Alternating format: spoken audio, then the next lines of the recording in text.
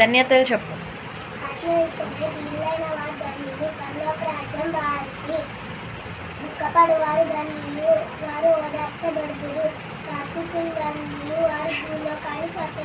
ఆగు ఒకసారి. సాత్వికులు ధన్యులు, వారు భూలోకాన్ని స్వతంత్రించు. ఏదైనా ఎగ్జాంపుల్ చెప్తావా స్టోరీ?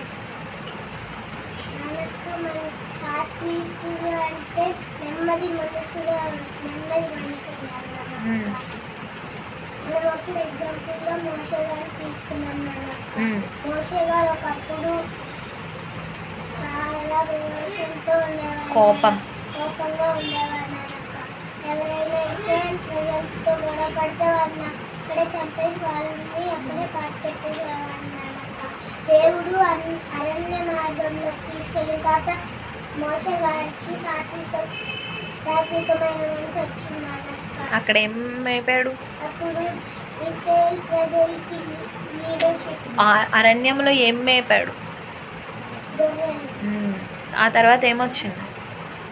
ఇస్రాయేల్ ప్రజల్ని నడిపించడానికి లీడర్షిప్ క్వాలిటీ. లీడర్షిప్ పొందుకోవాలంటే నీకేం కావాలి? ప్రతిదీ సహించాలి. అవునా? ఇప్పుడు వచ్చిందా మోషే గారికి? ఆజ్ఞలు చెప్పు.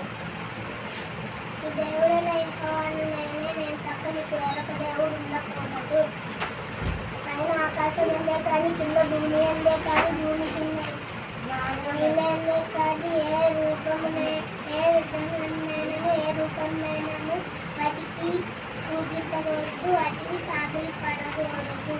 దేవుడైన యెహోవా నామముని పెద్దముగా ఉచ్చరింపకూడదు. విశ్రాంతి దినమును పరిశుద్ధముగా ఆచరించుటకు జ్ఞాపకం ఉంచుకోను.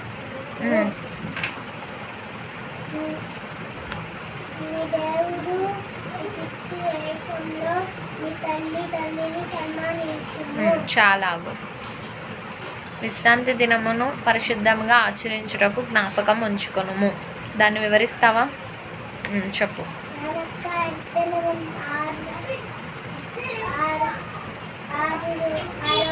ఆరు రోజుల్లోనే పనులన్నీ ముగించుకోవాలి.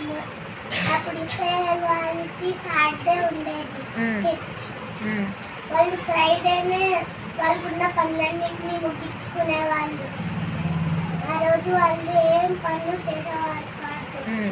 ఇంకా వాళ్ళు ఏమి పెట్టకుండా వాళ్ళు కూడా తినకుండా ఉండేవారు.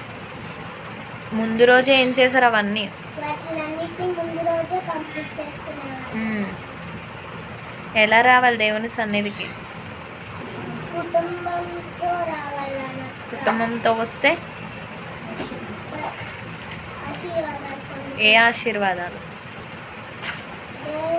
కుటుంబ ఆశీర్వాదాలు దేవుడు అనుగ్రహిస్తాడు. అవునా?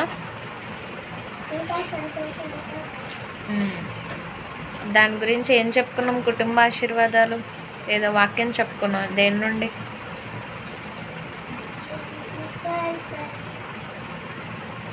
ఒక వాక్యం చెప్పుకున్నాం. ఫాదర్ గురించి, మదర్ గురించి, పిల్లల గురించి చెప్పు.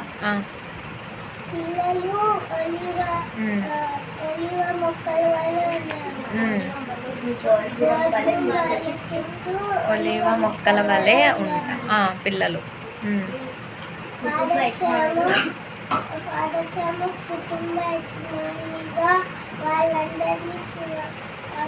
కష్టార్జితము అనుభవిస్తారు. మదర్ ఫలించు. Very good. క్లాప్స్ కొట్టండి అందరు చేసి.